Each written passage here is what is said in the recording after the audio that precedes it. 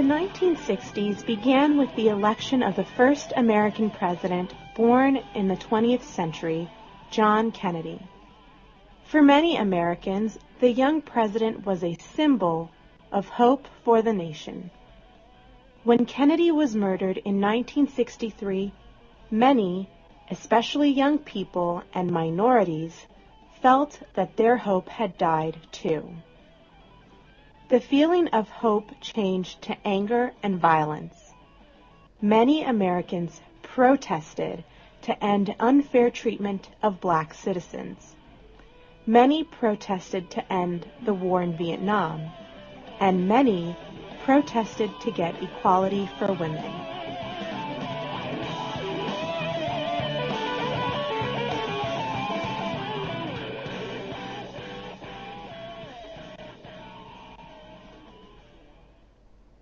Two other great leaders were murdered during the 1960s.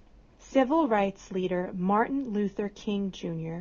believed in nonviolent protest.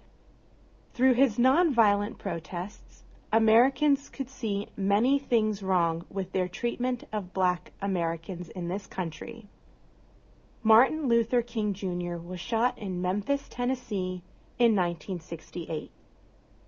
Several weeks later, Robert Kennedy, John Kennedy's brother, was shot in Los Angeles, California.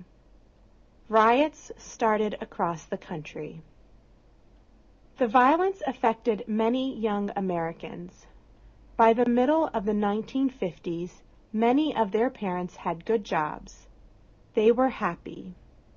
They taught their children middle-class values. These values included a belief in God, hard work, and service to their country. Later, many young Americans began to question these beliefs. They didn't feel their parents' values helped them with the difficulties and violence of the 1960s. Young people showed their feelings by growing their hair long and wearing unusual clothing. Their music talked about their anger and their desire for a more loving world. Bob Dylan wrote many anti-war songs. In the 1960s, "do your own thing" became a common expression. It meant, find what makes you happy. There were songs about drugs and sex, but on television there were still some shows about traditional families.